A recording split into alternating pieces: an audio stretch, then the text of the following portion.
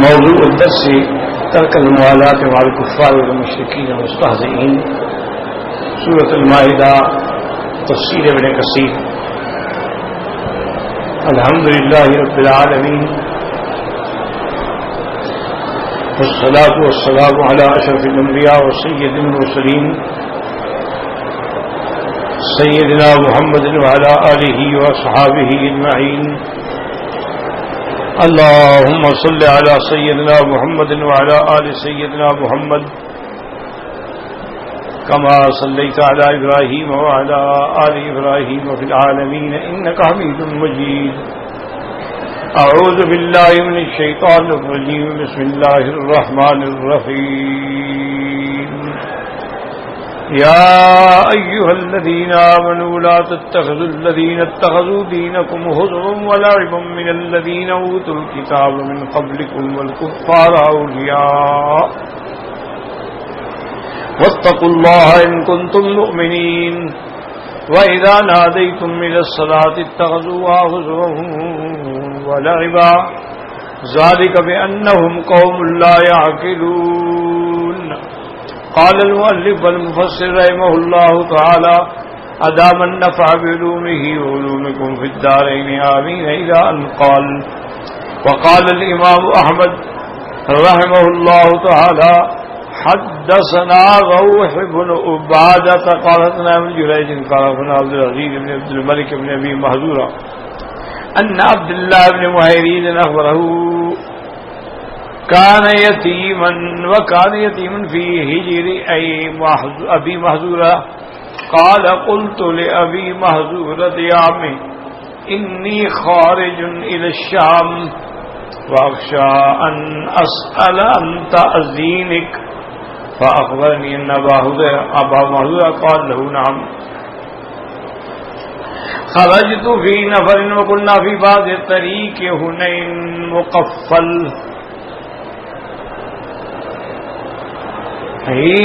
طريق هنين المقفل لرسول الله من حنين، فلقينا رسول الله صلى الله عليه وسلم ببعض الطريق فأذن مؤذن رسول الله صلى الله عليه وسلم عند رسول الله، فسمعنا صوت المؤذن ونحن متنكبون فصرخنا نحكيه ونستهزئ به، فسمع رسول الله صلى الله عليه وسلم فأرسل إلينا إلى أن وقفنا بين يديه۔ اب اس روایت میں یہ آتا ہے کہ ابھی محذورہ جو ہیں عبداللہ ابن محیریز کو خبر دیتے ہیں کہ وہ یتیم تھے، ابھی محذورہ نے ان کو پالا تھا، تو انہوں نے کہا قلت ابھی محذورہ کہ میں نے ان سے کہا کہ یا امی، اے میرے چاچا میں شام کی طرف جا رہا ہوں، تو وہ لازمی بات ہے میں ڈرتا ہوں وہ پوچھیں گے آپ کی اذان کے بارے میں، تو میں کیا جواب دوں کہ کیا قصہ ہے اذان کا۔ تو فرماتے ہیں کہ پھر انہوں نے مجھے خبر دی، انہوں نے کہا کہ ہم ایک جماعت میں نکلے اور ہم ایسے رستے میں تھے کہ جب حضور صلی اللہ علیہ وسلم غزوہ حنین سے رجوع فرما رہے تھے، تو ہم نے راستے میں حضور صلی اللہ علیہ وسلم اور آپ کے صحابہ کو پایا۔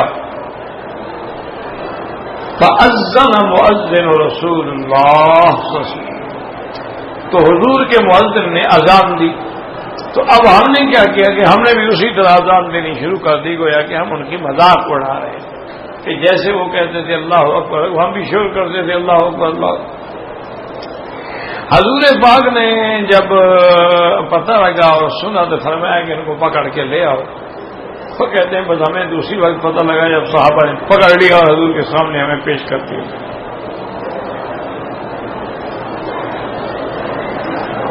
فقال رسول الله صلى الله عليه وسلم أيكم الذي سمعت صوته قد ارتفع۔ حضور نے ہم سے پوچھا کہ بھئی تم لڑکوں میں وہ کون ہے جو سب سے زیادہ چیخ رہا تھا اور جس کا آواز زیادہ اونچی تھی؟ فأشار القوم كلهم إلي وصدقوا، سب نے کہا جی یہ تھا یہ تھا یہ تھا۔ کہتے ہیں انہوں نے ٹھیک کہا تو ٹھیک تھا کیونکہ میری آواز جو ہے وہ اونچی تھی۔ فأرسل كلهم وحبسني، حضور میں سب کو چھوڑ دو لیکن اس کو رہنے دو.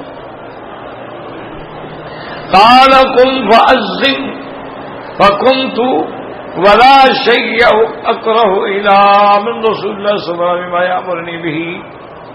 حضور نے فرمایا چل تم کھڑے ہو جاؤ اب اذان کہو.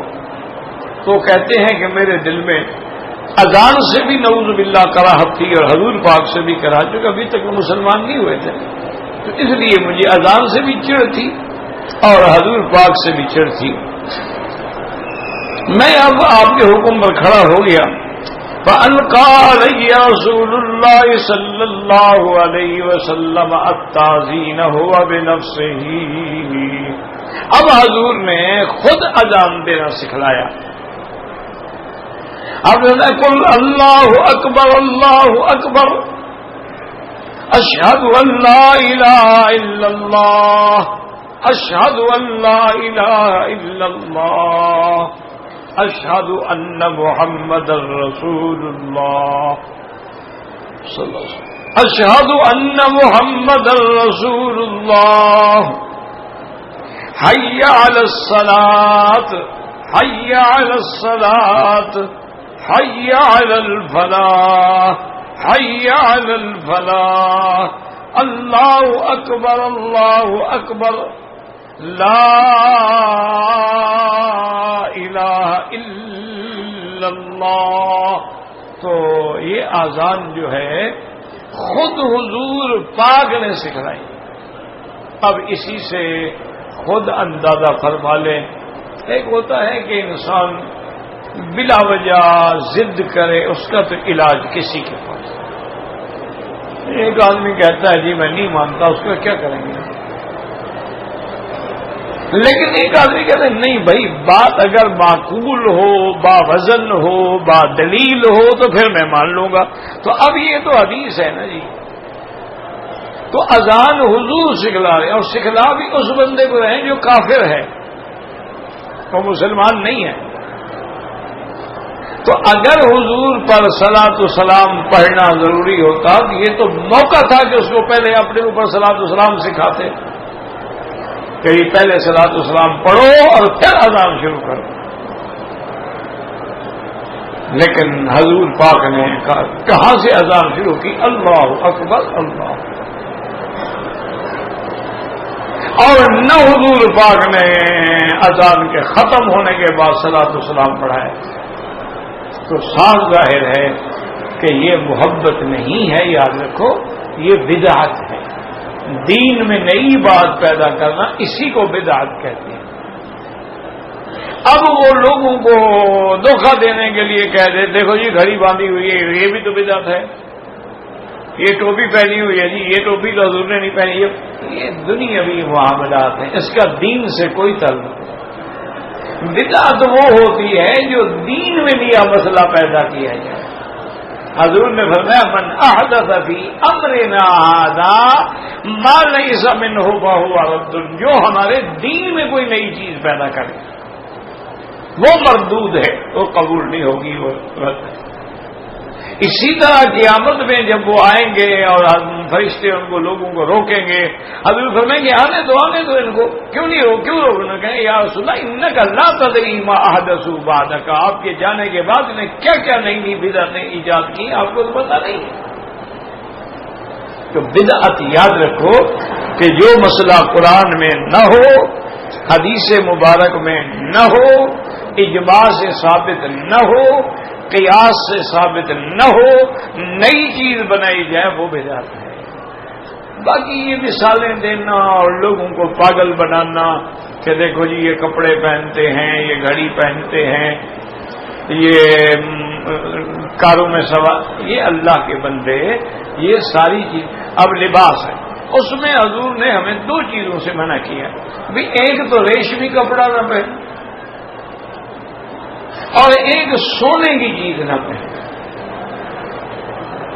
آپ نے دونوں چیزیں ہاتھ میں لی. سونے ہاذان حرامان علی ذکور امتی, یہ دو چیزیں اللہ نے میری امت کے مردوں پہ حرام کر دی ہیں, ریشم بھی اور سونا بھی. عورت پہن سکتی ہے, اس کے لیے کوئی منع نہیں. تو اب کپڑا ریشمی نہ ہو, دوسری بات حضور نے فرمایا کہ من تشبہ بقوم فہو منہم، کہ تمہارا لباس جو ہے وہ یہودی، نصرانی یا ہندو کی لباس کی شکل نہ ہو، کیونکہ اگر ایسی شکل بناؤ گے تم بھی ان میں سے اٹھو گے پھر قیامت، اس سے منع کیا۔ اسی طرح حضور نے فرمایا کہ جب تم کپڑا پہنو افضل یہ ہے کہ تمہاری چادر جو ہے وہ نصف ساق پر یعنی آدھی پنڈلی پر ہو، اگر تم چاہتے ہو کہ کچھ اور نیچے ہو چلو کچھ اور نیچے ہو، حتیٰ کہ فرمایا کہ ما فوق الکعبین تمہارے ٹخنے سے اوپر ہو، اگر کپڑا ٹخنے سے نیچے آئے گا تو فرمایا ویل للاعقاب من النار، پھر ان ٹخنوں کو جہنم میں ڈالا جائے، اس سے منع کیا۔ اچھا عورتوں کو حکم دیا سونا پہنو، چاندی پہنو، لوہا نہ پہنو۔ لوہا پہننا جو ہے نا آج کل یہ بھی فیشن ہے، لوہے کے کڑے پہنتے ہیں، لوہے کے بالے کان میں پہنتے ہیں، یہ منع حرام ہے، کیونکہ لوہا جو ہے دراصل جہنمیوں کے لیے ہے۔ ان الاغلال فی اعناقہم والسلاسل یسحبون، قیامت میں لوہے کی بیڑیاں ان کے گردنوں میں ہوں گی، لوہے کے زنجیروں میں جکڑ کے ان کو گھسیٹا جا رہا ہوگا۔ حضور نے فرمایا کہ لوہے سے بچو۔ اسی طرح تانبا بھی حرام ہے، لوہا بھی حرام ہے اور تانبا بھی حرام ہے۔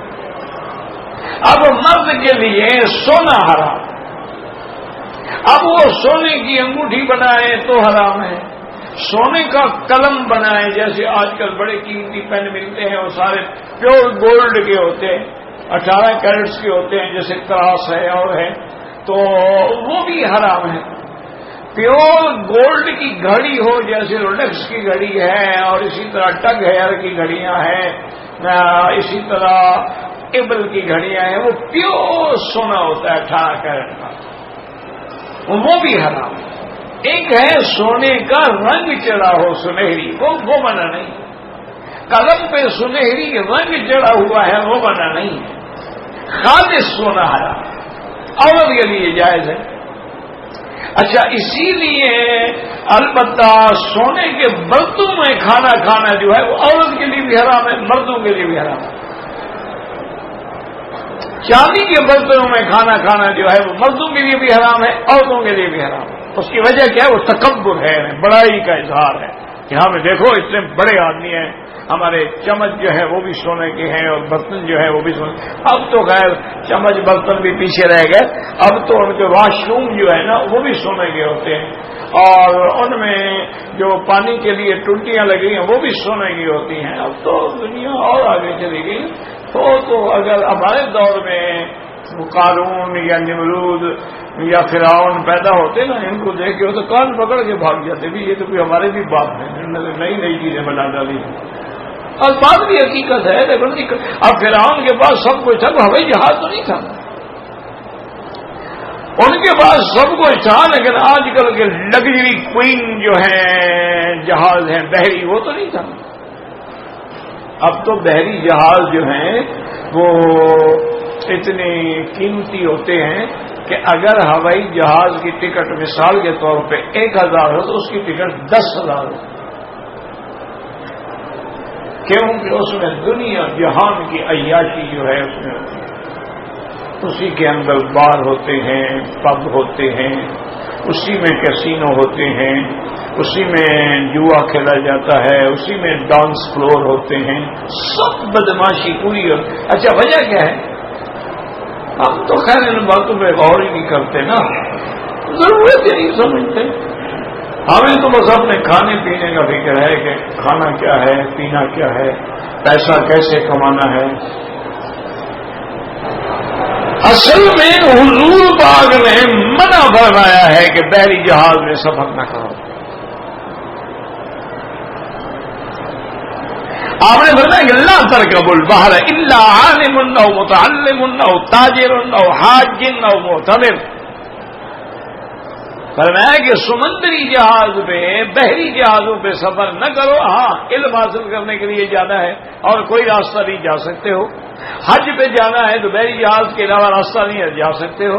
عمرے پہ جانا ہے بحری جہاز کے ذریعے راستہ ہے، جا سکتے ہو. بغیر کسی ضرورت کے بحری جہاز کا سفر کرنے سے حضور نے منع فرمایا ہے. اور یہ بھی فرمایا کہ نہ تحت البحر نارن، کے اس کے نیچے جہنم ہے. آگے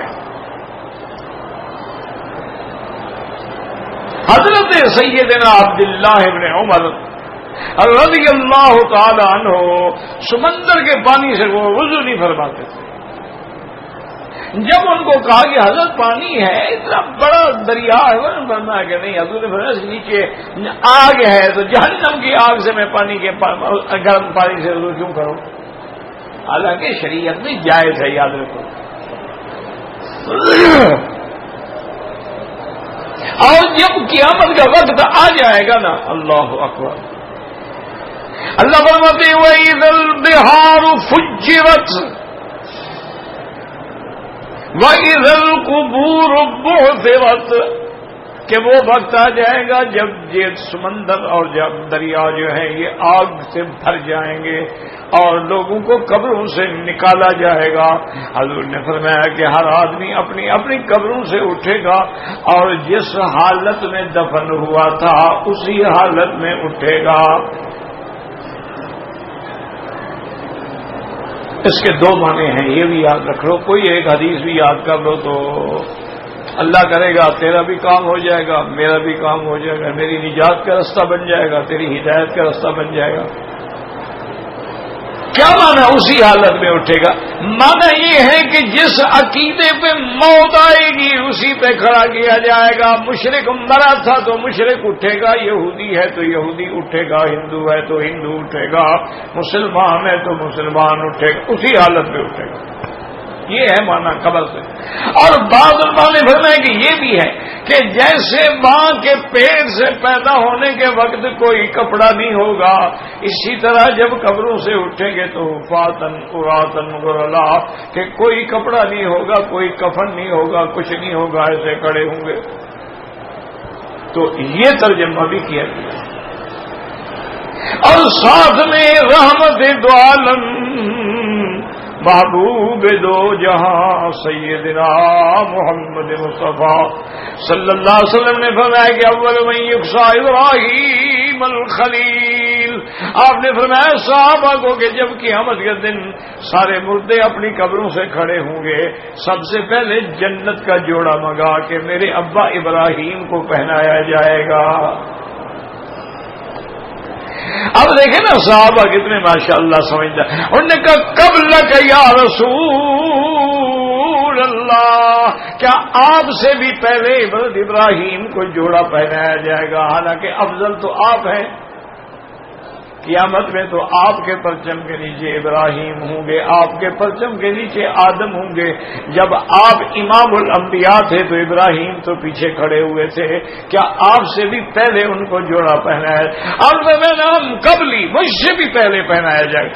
انہو جوزیا، اللہ اس کو بدلہ دیں گے کہ جب توحید کے لیے کافروں نے اس کے کپڑے اتار کے ننگا کر کے آگ میں ڈالا تھا، اللہ فرمائیں گے خلیل آج ساری دنیا ننگی کھڑی رہے، پہلے تم کپڑے پہنو. اللہ وہ بدلہ دے. اللہ اکبر، اللہ اکبر.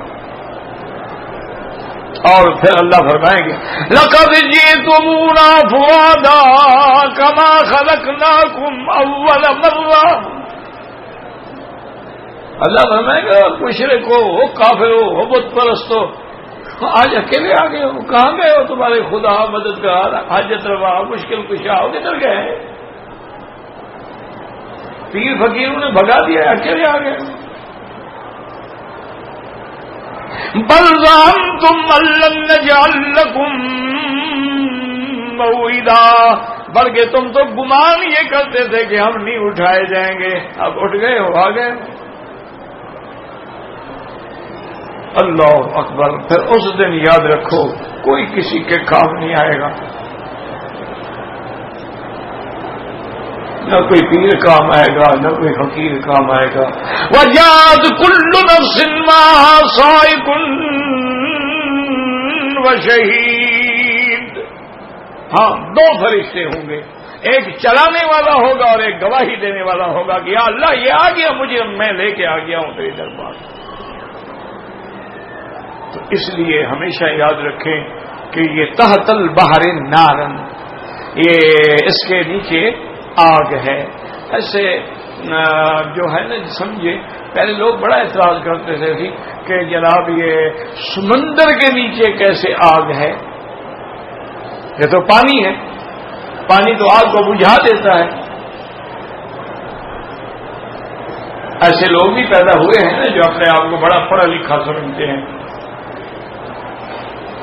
بڑے جدید تعلیم یافتہ، جنہوں نے کافروں کی یونیورسٹیوں سے پی ایچ ڈی کیا ہوتا ہے، ان کا دماغ کچھ زیادہ خراب ہوتا ہے.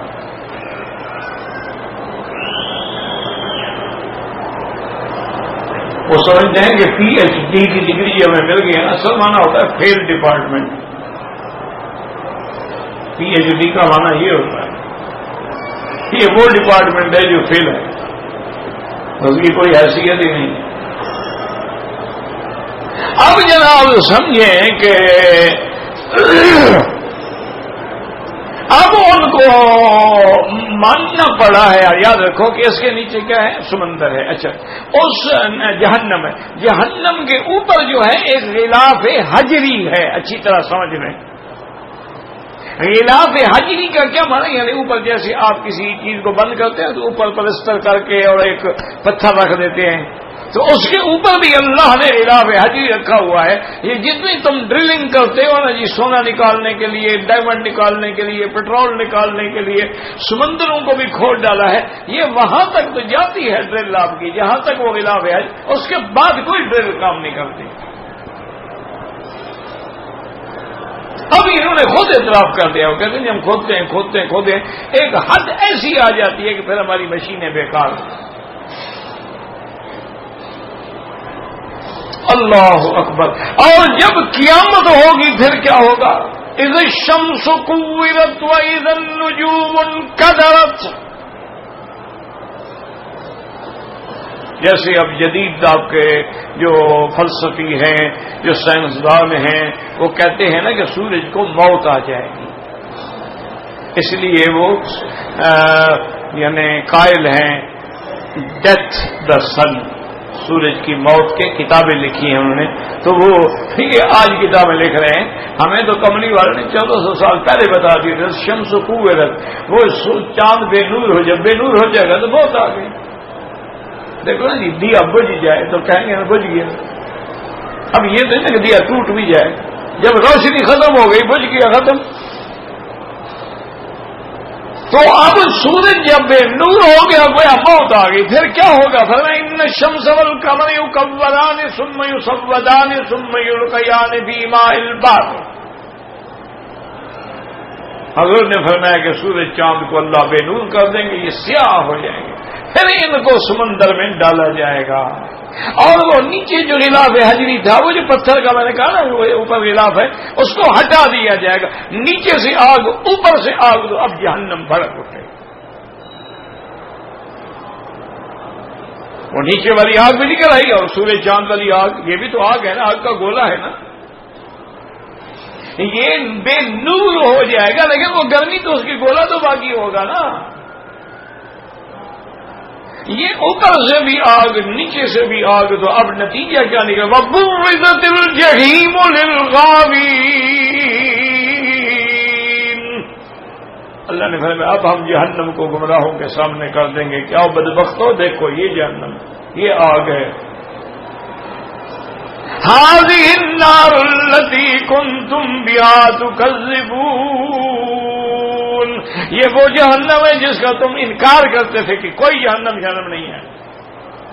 اب اپنی آنکھوں سے دیکھو. اب کیا دیکھیں؟ سامنے تو ہے. تو اللہ فرمائے گا اچھا کہیں ایسا تو نہیں نا جیسے دنیا میں تم کہتے تھے کہ یہ نبی نہیں جادوگر ہے، افسر ھذا، کہیں یہ جادو والی آگ تو نہیں؟ ذرا آگے جا کے دیکھو نا. ام انتم لا تبصرون، اندھے ہو، تمہیں نظر نہیں آتی.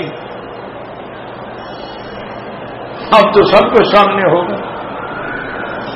اس لیے مسئلہ سمجھیں کہ اب ان کو بھی ماننا پڑا ہے کہ جب سونامی کا عذاب آیا تھا نا، سونامی ایک عذاب کا نام ہے، یاد رکھو.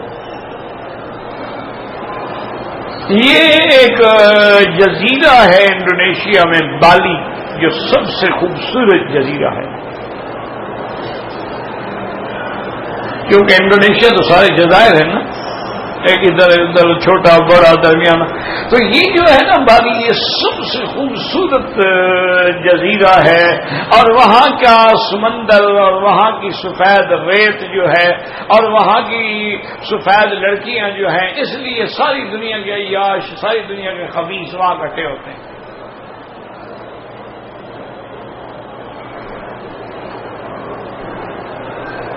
اب جناب یہ ہے کہ وہ یہ بتلاتے ہیں، لوگ ہزاروں کی تعداد میں لوگ تھے نا، ایک نہیں، دو نہیں، چار نہیں، ہزاروں کی تعداد میں مرد عورتیں ننگے منگے کپڑے وپڑے.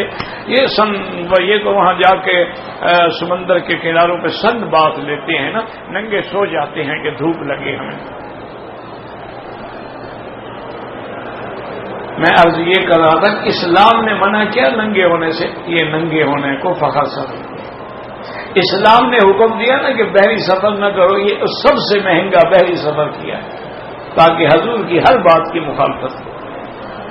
حضور نے فرمایا نا کہ بھئی ٹیک لگا کے کھانا نہ کھایا کرو. نے کہا جناب ہم تو ڈائننگ ٹیبل بنا دیں گے، میز ہوگی، کرسیاں ہوگی، ٹیک کے بغیر کام ہی نہیں بنے گا. حضور نے فرمایا نا کہ کھڑے ہو کے کھانا پینا منع ہے. مگر نہیں جناب، مزہ اسی میں آئے کہ باقاعدہ بوفے لگاؤ، ہر آدمی کھڑے ہو کے اپنی پلیٹ میں لے، کھڑے ہو کے اپنے بوتل کو پکڑے اور پیے، ڈرنک کرے. یہ مقصد کیا ہے؟ ہمیں کملی والے کے دروازے سے ہٹا کہ ہر وہ چیز جو حضور نے فرمایا سنت ہے، نکاح کے نہیں کرنی. حضور نے فرمایا کہ دائیں ہاتھ سے کھانا کھاؤ، کا نہیں، بائیں ہاتھ میں چھری کانٹا پکڑو. اس لیے یہ ہر چیز، ہر اس چیز کی، اب دیکھیں نا کہ امامہ باندھنا جو ہے یہ حضور کی سنت ہے. پگڑی باندھ، حضور پاک نے ساری زندگی پگڑی باندھی. اچھا، بغیر ٹوپی کی بھی باندھی ہے، ٹوپی کے اوپر بھی باندھی ہے، اور صرف ٹوپی بھی پہنی ہے. اور پگڑی اکثر زندگی میں سفید باندھی.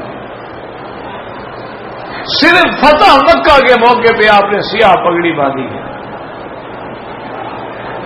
اس میں بھی اللہ کی حکمتیں ہوں گی کہ آج وہ گھر فتح ہو رہا ہے جس کا غلاف ہی سیاہ ہے، تو آج حضور کی پگڑی بھی سیاہ ہو. اور پھر سیاہی جو ہے یہ سوگ کی علامت ہوتی ہے. آدمی یعنی کوئی غم ہو، کوئی ماتم ہو کہ عورت کا خاوند مر جائے. آج تو خیر وہ غم شم نہیں کرتی ہے، مر جائے تو کہتی ہے اچھا ہے جلدی مر گیا، جان چھوٹی، ابھی اور خاوند ملے گا نا. تو ایک آدمی نے کتاب لکھی ہے، تو اس کتاب میں انہوں نے واقعہ لکھا. انہوں نے کہا کہ میں ایک دفعہ ایک قبرستان سے گزر رہا تھا، تو میں نے دیکھا کہ ایک عورت ہے، بڑے اچھے لباس میں ہے، اور پنکھا لے کے قبر پہ کھڑی ہے، پنکھا جل رہی ہے. میں دل میں حیران ہوا کہ اس دنیا میں بھی ایسی وفادار عورتیں ہیں کہ یا اس کا شوہر ہوگا یا باپ ہوگا یا بھائی ہوگا یا بیٹا کوئی بھی ہوگا، لیکن بڑی وفاداری کی بات ہے نا کہ قبر پہ کھڑی ہو کے پنکھا جل رہی ہے. تو میں قریب گیا، پوچھا کیا بات ہے، کس کی قبر ہے؟ کہا میرے شوہر کی قبر ہے. میں نے کہا تمہیں بڑی شاباش دیتا ہوں میں کہ اتنی وفادار ہو کہ خاوند کے مرنے کو. نے کہا وفاداری کی بات نہیں، اس نے مجھے وصیت کی تھی کہ دوسری شادی کم سے کم میری قبر کی مٹی سوکھنے کے بعد کرنا. میں سکھا رہی ہوں، جلدی سوکھے، جان چھوٹے میں شادی کروں.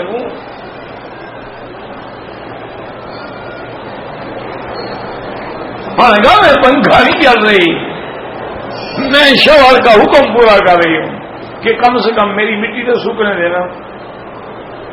تو میں نے کہا پتہ نہیں کتنا دل لگا رہے سوکھنے میں، میں ہی جلدی جلدی ہمت کروں، سکھا دوں اس کو.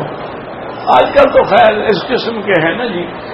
اسلام نے جو حکم دیا، کوئی دنیا کا بندہ مر جائے، باپ ہے بیٹا، 3 دن کا سوگ ہوتا ہے. اگر عورت کا خامند مر جائے تو 4 مہینے 10 دن کا سوگ ہوگا. اس میں میک اپ نہ کرے، سنگار نہ کرے، حتیٰ کہ سرما بھی نہ پہنے، گھر سے باہر بھی نہ نکلے، تیل بھی نہ لگائے، کنگھی بھی نہ کرے، اجڑی پجڑی رہے۔ تو یہ اس لیے بھی حضور چاہتے ہوں کہ آج فخر کا اظہار نہ ہو کہ میں سفید پگڑی باندھ، اس لیے ایک قسم کا تواضع کا اظہار کرتے ہوئے، ورنہ حضور نے پھر کبھی سیاہ پگڑی نہیں باندھی، صرف اسی دن باندھی جب مکہ فتح ہو۔ اللہ اکبر۔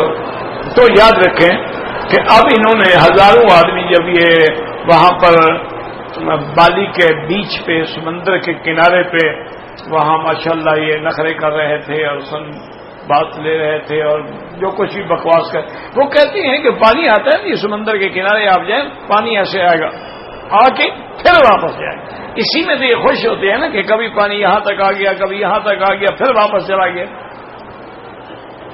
تو وہ کہتے ہیں کہ ہم کھڑے تھے کہ پانی زور سے آیا اور یہاں تک ہمیں آ گیا۔ میں نے کہا چلو آج جوش ہے، اور خوش ہوتے ہیں وہ۔ پھر وہ یک دم واپس چلا گیا، واپس ایسے گیا کہ جیسے آگے کوئی کنواں ہو اور اس کنویں کے اندر چلا گیا ہو، اب پانی میں نظر ہی نہیں آیا، ابھی کہاں گیا، پھر لوٹ کے نہیں آئی لہر۔ کہتے ہیں کہ ابھی چند سایہ گزری تھی، چند ثانیے گزرے تھے کہ جیسے اس تنور سے 200 میٹر اونچا پانی اٹھا، گرم بھی تھا اور جہاں جہاں گیا جلاتا گیا اور تباہی بربادی پھیلا دی چند سیکنڈ کے اندر۔ 200 میٹر اونچا جب پانی آئے گا کیا بچے گا؟ کوئی مکان ہوگا 10 میٹر، 20 میٹر، 50 میٹر، 60 میٹر، وہ تو 200 میٹر اونچا تھا، کیا انسان بچے گا، کیا درخت بچے گا، سب کچھ۔ اور پھر وہ گرم تھا۔ ابھی انہوں نے کہا کہ ہاں وہ مسلمان جو کہتے تھے نا کہ اس کے نیچے آگ ہے، کہتے سچ تھے، آگ تھی تو یہ گرم تھا نا، ورنہ یہ کیسے گرم ہوتا۔ تو بہرحال کہنے کا مقصد یہ ہے کہ انہوں نے ہمیں ہر بات میں مخالفت کی ہے۔ اب دیکھیں کہ پگڑی سنت ہے، انہوں نے چپراسی کے سر پہ پگڑی رکھی ہے۔ ڈی سی آفس میں آپ جائیں نا، باہر جو کھڑا ہوگا دربار اس کے سر پہ پگڑی ہوگی۔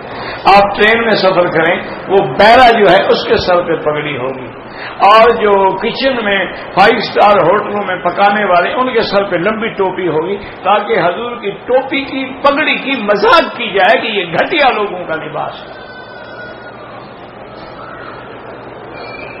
اور مسلمان بھی ماشاءاللہ انا للہ و انا الیہ راجعون، اور کیا کہتے ہیں، یہ اسی پہ خوش ہیں کہ جی ہم میلاد مناتے ہیں، 11ویں شریف کو دودھ تقسیم کرتے ہیں، امام جعفر صادق کے کونڈے پکاتے ہیں، 10 دن محرم کے چارپائیاں الٹا کر کے سوتے ہیں، کپڑے سیاہ پہنتے ہیں، بس ہمیں حسین چھڑائیں گے، علی چھڑائیں گے، ہمیں کیا غم ہے، ہمیں کیا فکر ہے، جو مرضی آئے کرو، ہم جتنے بھی گناہ گار ہوں تو 11ویں والا پیر خود بخود چھڑائے گا۔ انا للہ و انا الیہ راجعون ولا نقول الا لا حول ولا قوت۔ وہ ایسا مقام ہوگا کہ جہاں انبیاء کانپ رہے ہوں گے، پیر چھڑائے گا۔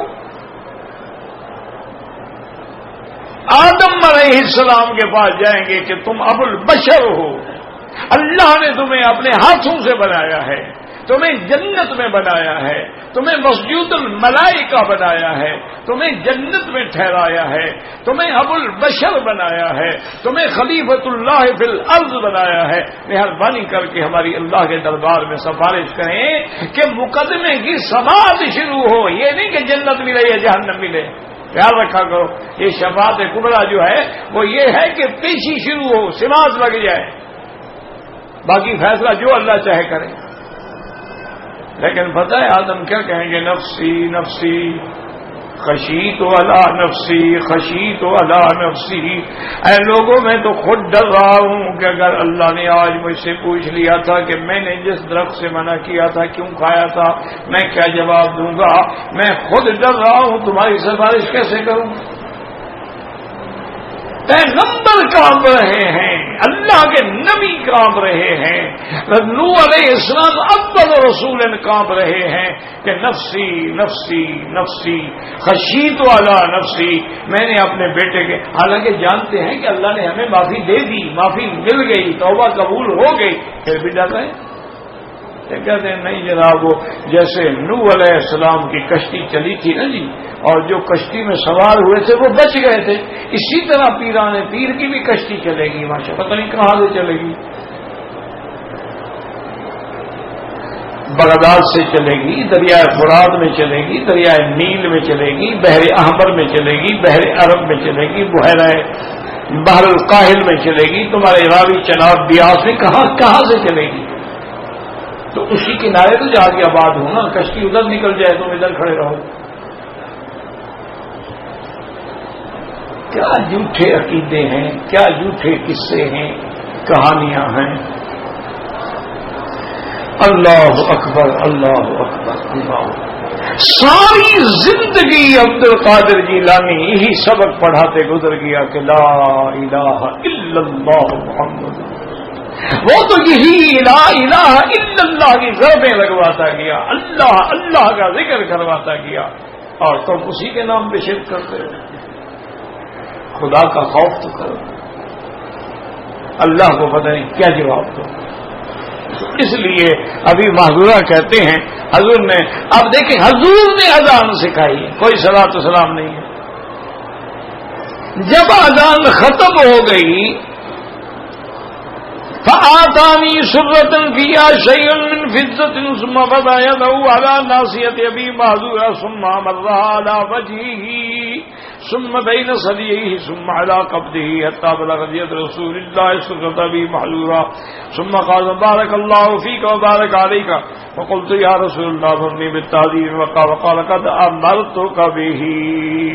کہتے ہیں کہ پھر حضور نے مجھے کچھ ایک تھیلی بھی دی، اس میں چاندی کے دراہم تھے، وہ بھی حضور نے مجھے عطا فرمایا، اور اس کے بعد میری پیشانی پہ ہاتھ رکھا، پھر حضور ایسے میرے چہرے پہ ہاتھ چلاتے ہیں، اس کے بعد کہتی ہیں کہ پھر حضور پاک نے میرے سینے پہ ہاتھ رکھا، پھر حضور نے میرے جگر پہ ہاتھ رکھا، حتیٰ کہ حضور نے میری ناف پہ ہاتھ رکھا، اور اس کے بعد یہ دعا کی کہ بارک اللہ فیک و بارک علیک، اللہ تم میں برکت دے اور تمہارے اوپر بھی برکتیں نازل کرے۔ کہا جاؤ، اب کہاں جاؤں، کلمہ پڑھائیں گا، مجھے مکے کا مؤذن بنائیں۔ تو مکے کا مؤذن ابھی محظورہ ہے، سفر حضر مدینے کا مؤذن حضرت بلال ہے، اور رمضان میں سحری کے لیے مؤذن عبداللہ ابن ام مکتوم ہے۔ یہ تین مؤذن ہیں، اگر کسی مائی کے لال میں جرت ہے تو ثابت کرے کہ ان میں سے کس نے صلاۃ و سلام پڑھا ہے، نہیں پڑھا ہے تو پھر نجات ہے، کیوں دنیا کو گمراہ کر رہے ہیں۔ حضور سے عشق ہے، درود پڑھو، جتنا پڑھو، 1,00,000 درود روز پڑھو، کیا ہے، کوئی منع ہے؟ جتنا درود زیادہ پڑھو گے اتنا اللہ ہم غم سے بھی بچائیں گے، اور قیامت میں حضور کا قرب بھی نصیب ہوگا۔ لیکن خود تو نہ گھڑو نا کہ درود بھی اپنے بنا رہے ہو، صلاۃ و سلام بھی اپنے بنا رہے ہو، اذانیں بھی اپنے بنا رہے ہو، شیعہ اپنی بنا رہے ہیں، ان علی ولی اللہ وصی رسول اللہ خلیفۃ بلا فصل۔ ہم نے کہا کہ چلو یار شیعہ نمبر لے گئے، ہم بھی تو کوئی ٹکڑا لگائیں نا۔ انا للہ و انا الیہ راجعون۔ آپ فرماتی ہیں کہ مجھے حکم دیا، فقد قال قد امرتک، اللہ جاؤ، کہتے ہو ذهب كل شيء كان رسول الله من كراهة وعاد ذلك كله محبة لرسول الله صلی اللہ علیہ وسلم۔ ابھی معذورہ کہتے ہیں میرے دل میں جو حضور کے لیے بغض تھا، اب اللہ کی شان ہے کہ اتنی محبت بھر گئی میرے دل میں حضور کی۔ وقدمت على عتاب بن یزید عامر رسول اللہ صلی اللہ علیہ وسلم۔ اس زمانے میں مکے پہ حضور کی طرف سے جو گورنر تھے وہ عتاب بن یزید تھے۔ کہتے ہیں کہ میں ان کی خدمت میں آیا کہ حضور نے مجھے مکے کا مؤذن بنایا ہے، فاذنت معه بالصلاۃ علی رسول اللہ صلی اللہ علیہ وسلم۔ تو حضور کے حکم کے مطابق میں مؤذن ہوا.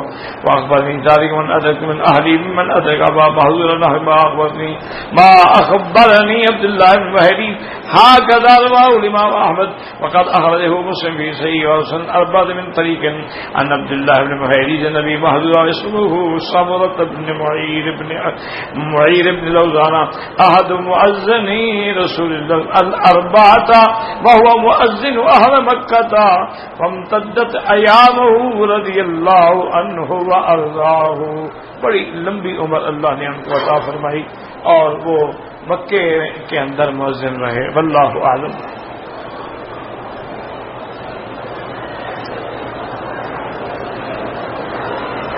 آج عصر کی نماز کے بعد ایک رکعت مجھ سے چھوٹ گئی. عصر کی نماز میں ایک رکعت چھوٹ. امام صاحب نے جب سلام پھیرا میں نے ایک طرف سلام پھیرا, پھر یاد آیا رکعت پورا کیا.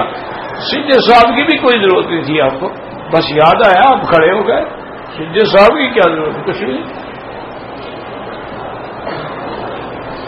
بہرحال آپ کی نماز ہو گئی.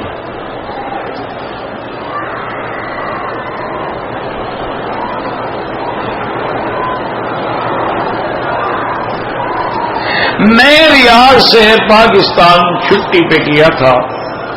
واپسی پر میں نے جدے کا ٹکٹ لیا اس نیت سے کہ ایک دو دن وہاں جدے میں دوستوں کے پاس رہوں گا, پھر احرام باندھوں گا. میں نے ایسا کہ کوئی جرمانہ نہیں, کیونکہ آپ جدے کی نیت سے آئے ہیں کہ میں جدے میں رہوں گا, تو لہذا سفر اول جدہ ہو گیا تو احرام ضروری نہیں.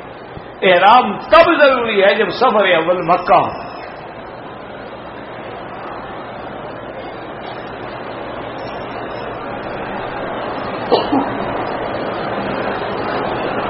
کہتے جی کہ آج کل دیکھا گیا ہے کہ شادیوں پر دولہا جو ہے وہ کڑھائی اور موتیوں والے زرق برق اور رنگ برنگ کے لباس پہنتے ہیں اور سر پر پتہ نہیں کیا ہے کلے باندھتے ہیں.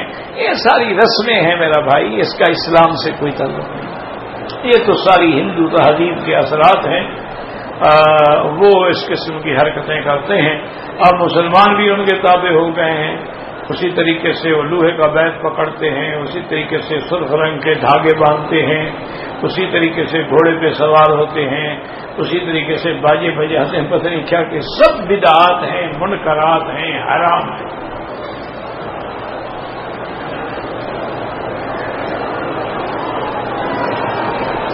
حجر اسود ہو یا ملتزم ہو یا حتیم ہو, ایک دوسرے کو دھکے دینا جو ہے وہ گناہ ہے, حرام ہے, ناجائز ہے.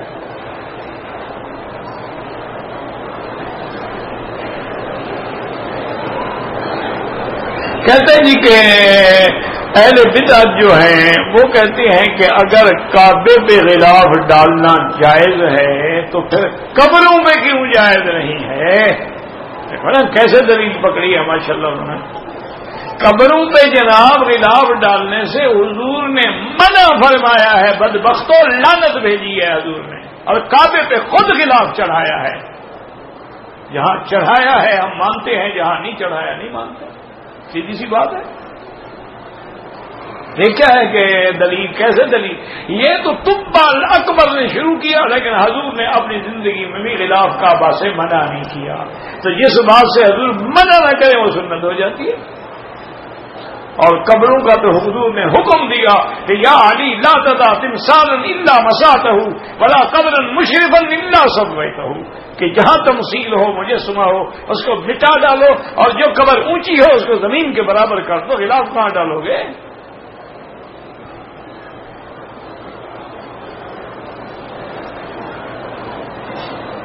کہتے جی عورتیں ریاض الجنہ میں دوڑتی ہیں, لڑتی ہیں. اللہ ہدایت دے جناب, کیا کر سکتے ہیں.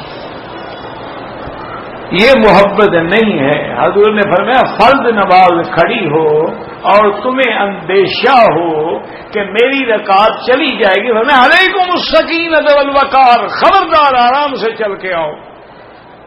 جو نماز مل جائے پڑھ لو, ما فاتکم فاتمو, جو رہ جائے بعد میں کھڑے ہو کے پوری کر لو. فرض نماز کے لیے بھی دوڑ کے آنا منع ہے, اور عورتیں ریاض الجنت کے لیے دوڑیں تو پھر اللہ ہدایت دے. اور کیا کریں.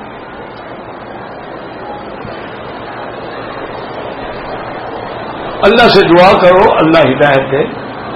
اصل میں عورتیں بھی مجبور ہیں نا جی, کیونکہ آج کل ماشاءاللہ کرکٹ کھیلتی ہیں، ہاکی کھیلتی ہیں، کبڈی کھیلتی ہیں، میراتھن ریس دوڑتی ہیں، اور اسی طرح کیٹ واک کرتی ہیں، جگنگ کرتی ہیں. یہاں بھی تو اپنا دور دکھاتی ہیں نا وہ.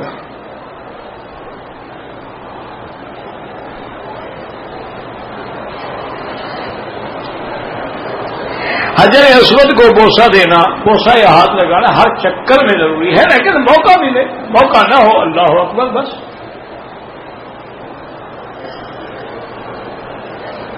اگر نماز میں ہم کھڑے ہیں، اگلی صف میں جگہ خالی اب جا سکتے ہیں. اگر فاصلہ صرف ایک صف کا ہے اور آپ کا سینہ بھی نہیں پھرے گا، سیدھا کعبے کی طرف رہے گا، آپ جا سکتے ہیں. ڈیجیٹل کیمرے سے یا موبائل سے تصویریں لینا حرام ہے. بعض علماء کہتے ہیں، آج کل کے جدید علماء کرام جو ہیں، تو بہرحال ان کو تحقیق ہوگی، ہم تو حرام سمجھتے ہیں، سیدھی سی بات ہے. کیونکہ ان کا تو ویسے بھی ہو، اب جیسے بینک کا جو ہوتا ہے نا جی انٹرسٹ، وہ کہتے ہیں انٹرسٹ نہیں ہے تو سروس چارجز ہیں. حضور نے فرمایا تھا نا ایک وقت آئے گا کہ میری امت جو ہے شراب کا نام بدل دے گی. جی خمر حرام ہے نا، وسکی تو حرام نہیں ہے، بیئر تو حرام نہیں لکھا حدیث میں. یہ لکھا ہے نا کہ انما الخمر والمیسر، یہ تو خمر نہیں ہے، تو ورڈ کا ہے. حالانکہ بدبختی نہیں سمجھتے کہ آگے حضور نے خود بھی کل مسکر حرام، ہر نشہ آور چیز حرام ہے. اس کا نام واڈکا ہو یا اس کا نام چیمپئن ہو یا اس کا نام وسکی ہو، کل مسکر حرام، قلیلہ و کثیرہ حرام.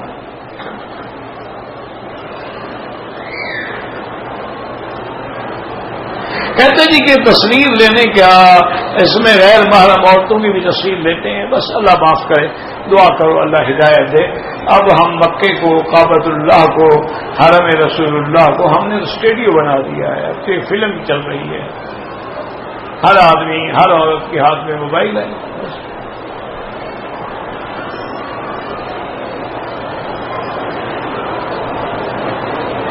میں نے طواف کیا، 2 چکر نیچے لگائے، رش بڑھ گیا، عورتوں سے اختلاط بڑھ گیا، میں پھر اوپر جا کے پورے کیا طواف. ٹھیک ہے.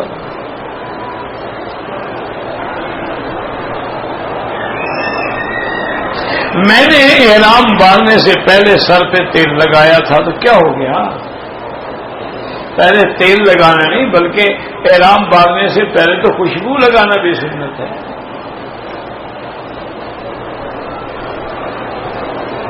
زمزم زیادہ نہیں لے جانے دیتے تو ہم وہاں جا کے اپنے پانی میں ملا دیں. نہیں، اپنے علاقے کے جو کنواں ہے نا اس میں ڈال دینا اور زمزم ہو جائے گا، سب پیتے رہیں. اور زیادہ نیکی کرو تو جو تمہارے علاقے میں نہر بہ رہی ہے اس میں ڈال دو، جہاں تک نہر جائے گی زمزم ہو جائے گا. ماشاءاللہ خدا کے بندے جتنا لے جاتے ہو لے جاؤ، تھوڑا ہے تھوڑا دو، زیادہ نہ دو. تبدیلی قبلہ جو ہے حضور مدینے میں تھے، اللہ نے حکم دیا فول وجہک شطر المسجد الحرام. حضور یہ نماز میں نہیں ہے، نماز صحابہ پڑھ رہے تھے جو نماز میں ہی پھر گئے. اگر طواف کر کے کسی زندہ کے لیے آپ اس کے لیے دعا کریں، زندہ کے لیے کوئی نہیں ہوتا. ہاں معذور ہے، کوئی مجبور ہے، وصیت کی ہے کہ بھئی میرا عمرہ کرنا، پھر ٹھیک ہے.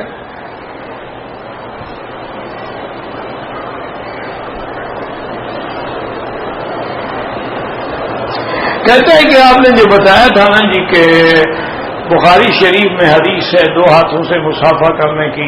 میں نے ایک آدمی سے کہا، وہ کہتے کہ ہاں یہ بات تو ٹھیک ہے کہ حضور کے 2 ہاتھ تھے، تو چلو مان لیا، جھگڑا ختم. صحابی کا ایک تھا، یہاں صحابی کی بات مان رہے ہیں، ویسے حضرت عمر کی بھی نہیں مانتے ہو 20 رکعت میں. یہاں تو مطلق صحابی کی ایک ضد کا علاج ہے کوئی دنیا میں. چلو تم یہاں صحابی کی بات مانو، ہم حضور کی بات مانو.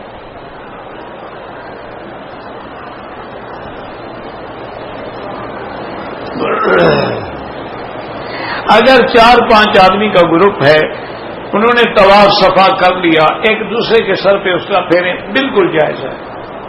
کینچی کے سر کے بال یعنی اگر اتنے بڑے بال ہیں تو چوتھا حصہ سارے سر کا کٹ جائے، یہ نہیں کہ ٹک لگاؤ۔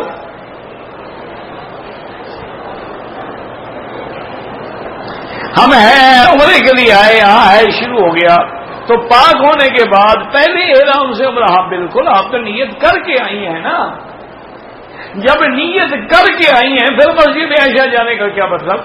آپ بیٹھی رہیں، جب پاک ہو غسل کریں، جا کے عمرہ کریں۔ رکن یمانی پہ ہاتھ لگانا سنت ہے، بوسہ دینا سنت نہیں ہے۔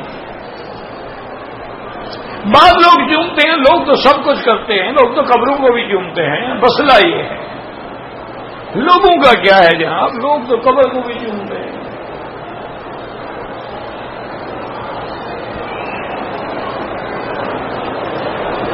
اگر کسی نے حج میں قربانی کی رقم کسی کو جمع کروائی، اس نے قربانی نہیں کی، اب 2 دینی پڑیں گی آپ کو، ایک قربانی ایک جرمانہ۔ اگر 2 رکعت نفل پڑھ کے دعا کریں، زندوں کے لیے نفل پڑھنے کی کوئی ضرورت نہیں۔ اکثر لوگوں نے نماز میں بھی گلے میں کارڈ ڈالا ہوتا ہے، مجبور ہے بیچارے، گم ہو جائیں پھر کیا کریں گے، کہاں ڈھونڈیں گے؟ تو کارڈ سے تو ہے نا، ان کو اسکاؤٹ جو ہے پہنچا دیں گے، مجبوری ہے۔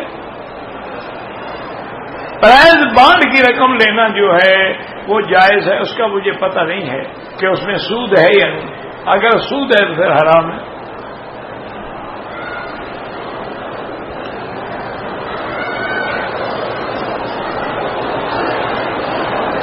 کہتے ہیں جی کہ ہمارے ملک کے کچھ لوگ ہیں مسجد الحرام یا مسجد نبی مدینے میں امام کے پیچھے نماز نہیں پڑھتے، جب اللہ نے ان کو محروم کیا ہے تو اس سے بڑی سزا اور کیا ہو سکتی ہے کہ 10 لاکھ بندہ نماز پڑھے اور 1000 نہ پڑھے؟ اللہ کی سزا نہیں، کیونکہ اللہ کہتے ہیں جو مشرک ہے پلید ہوتا ہے میں نہیں آنے دیتا، آ گیا ہے تو جماعت میں نہیں آنے دیتے۔ اگر ان کے پیچھے نماز نہیں ہوتی، حج بھی تو یہی وہابی پڑھاتے ہیں، پھر پتہ نہیں تمہارا حج کیسے ہو جاتا ہے۔ کہتے ہیں جی کہ حجر اسود گناہ چھین لیتا، چھین نہیں لیتا، گناہوں کی وجہ سے سیاہ ہو گیا ہے۔ دیکھو نا جی، جیسے کسی آدمی کا کالک مل دو، اب وہ سفید دیوار کو مرے، سفید دیوار کو بھی کالک لگ جائے گی نہیں جائے گی، تو گناہوں کی جو ہماری کالک ہے وہ اس سے لگ جاتی ہے۔ سب وجہ تو خطایا بنی آدم، حضور نے فرمایا آدم کی اولاد کی غلطیوں نے، گناہوں نے اس کو سیاہ کر دیا، ورنہ یہ تو جیسے سورج چمکتا ہے ایسے چمکتا۔ میں بیر علی سے احرام باندھا اور 2 رکعت بھول کے شکرانہ ادا کی، کوئی بات نہیں۔ تلبیہ پڑھنا بھی بھول گیا تو باقی پڑھا کیا تم نے؟ 2 رکعت بھی بھول گیا، لبیک بھی بھول گیا، دوبارہ جا کے بڑا کرو، سب کچھ بھول گیا۔ روٹی تو نہیں بھولے تھے، راستے میں سینڈوچ لینا تو نہیں بھولے نا، بمسی کوکا کولا وہ تو نہیں بھولا۔ عام پانی کو دم کر کے دیا جائے بیمار کو، ہاں بالکل، زمزم خود شفا ہے، اس کو دم کرنے کی کیا ضرورت ہے، وہ تو خود شفا ہے۔ دل میں بہت سارے غصے سے آتے ہیں، جب اللہ نے معاف کر دیا ہے تو گھبرانے کی کیا ضرورت ہے، جب اللہ نے معاف کر دیا بس بات ختم۔ من شر الوسواس الخناس الذی یوسوس فی صدور الناس من الجنۃ والناس۔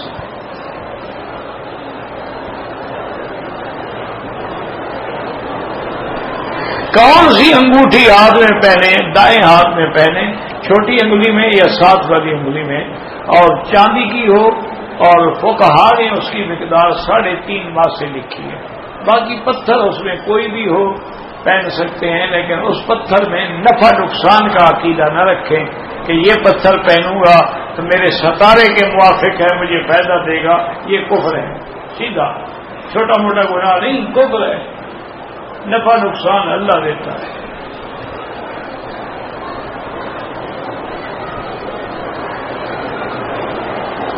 جنازہ کھڑی ہو چکی ہے، کوئی پوچھنے والا پٹھان ہوگا نا،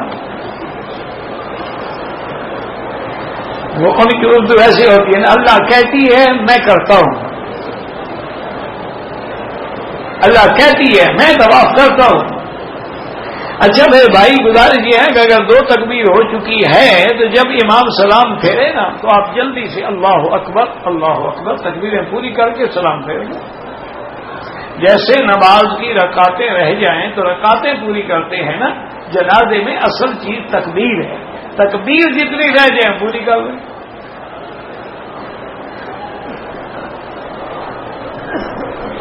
کہتے جی کہ قرآن میں درود پڑھنے کا حکم ہے اور وہ حکم مطلق ہے۔ اچھا ماشاءاللہ، شکر ہے بھی تم نے ہمیں مسئلہ سمجھا دیا۔ اچھا آج ہم اللہ اکبر اللہم صلی علی سیدنا سے نماز شروع کریں، ہو جائے گی؟ مطلق ہے نا، کیا خیال ہے آپ؟ درود جب ہم رکوع میں جائیں تو سبحان ربی العظیم کے بجائے اللہم صلی علی سیدنا محمد درود پڑھتے ہیں، نماز ہو جائے گی؟ مطلق حکم ہے نا، سبحان۔ یہ 14ویں صدی کے مولوی کو سمجھ آیا ہے، صحابہ کو بھی سمجھ نہیں آیا، تابعین مجتہدین محدثین کو بھی ان کو سمجھ آیا۔ اچھا مطلق ہے، مطلق ہے تو پڑھو، کس نے منع کیا ہے؟ یہ اوقات تو تم نے مقید کیے ہیں نا، اذان سے پہلے پڑھو، اذان کے بعد پڑھو، جمعہ کی نماز کے بعد پڑھو، 2 دیگیں پکا کے پڑھو، تو مقید تو تم کر رہے ہو۔ ہم تو کہتے ہیں ہر وقت درود پڑھو۔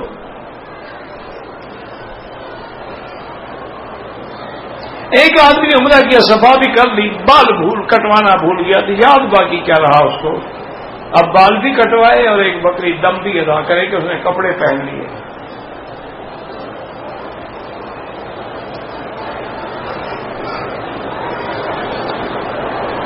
کہتے ہیں جی کہ عمرہ کرنے آئے ہیں لیکن مردوں کے ساتھ جسم لگ جاتا ہے تو آپ اس وقت طواف نہ کریں، اس وقت طواف کریں جب جسم نہ لگے۔ آپ رات کو 10 بجے کے بعد طواف کریں، کچھ نہیں ہوگا۔ آپ دن میں آگے 10 بجے طواف کریں، کبھی جسم نہیں لگے گا۔ اگر نیچے رش اوپر چلے جائیں، اوپر رش اور اوپر چلے جائیں، کبھی جسم نہیں لگے گا۔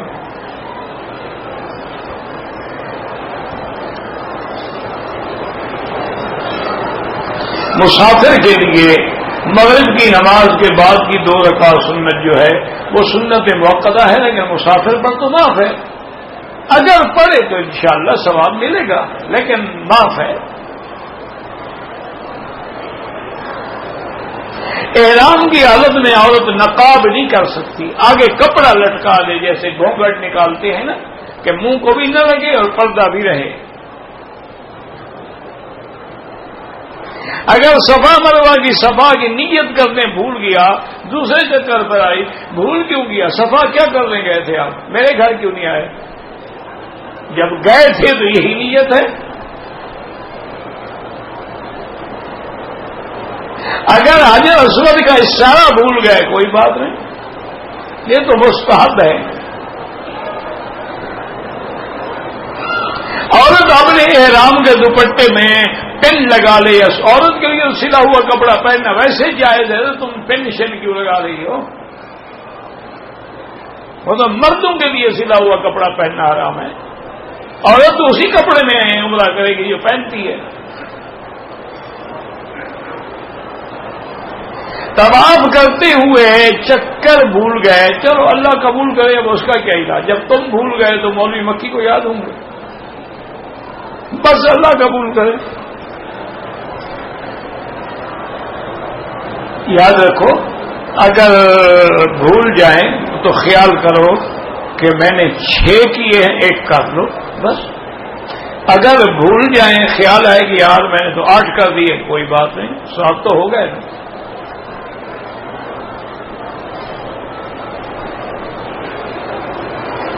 کہتے ہیں جی کبوتریں کے بچے ہوئے دانے چنتے ہیں کہ جن لوگوں کو اولاد نہیں ہوتی اولاد ہوگی، یعنی خاون سے جن کو اولاد نہیں ہوتی کبوتر سے ہو جاتی ہے۔ بڑا اچھا عقل ہے ماشاءاللہ، صرف دانے نہ چنو، ایک ایک کبوتر بھی پکڑ کر لے جاؤ۔ کیا عقیدہ ہے، میرے خیال میں ہندوؤں کے عقیدے سے بھی ہم گزر گئے ہیں۔ یہ دانے ہم نے ڈالے ہیں، ہم لے کے آئے ہیں، اب اولاد دینے والے ہو گئے ہیں۔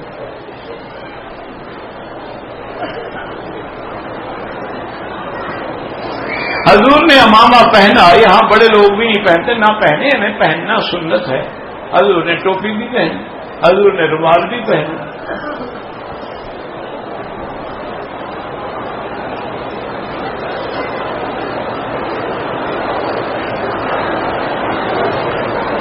اگر ایسی نماز ہم پڑھ رہے ہیں، درمیان میں سڑک ہے، اگلی صف اس کے نماز ہو جاتی ہے، لیکن افضل یہ ہے کہ ایسا نہ کرو، صفیں ملیں۔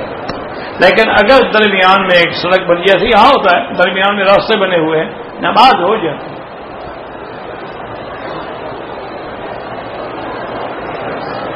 میں نے عمرے کا طواف کر لیا، صفا مروہ دوڑ لیا، ابھی حلق نہیں کرائی تھی، مجھے موقع مل گیا اور میں نے حجر اسود کا بوسہ لیا۔ وہ بالکل غلط ہے، حجر اسود کا بوسہ طواف کی حالت میں لینا سنت ہے، طواف کے بغیر تو جائز ہی نہیں ہے۔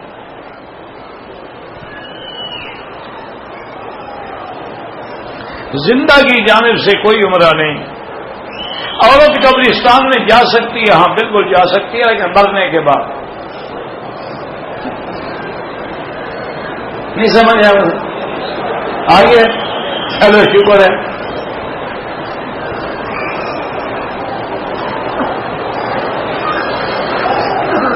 جنازے کی نماز جب ختم ہوتی ہے، دونوں طرف سلام پھیرنا بھی سنت ہے اور ایک طرف بھی سنت ہے۔ یہ تو مستحب کے مسئلے ہیں۔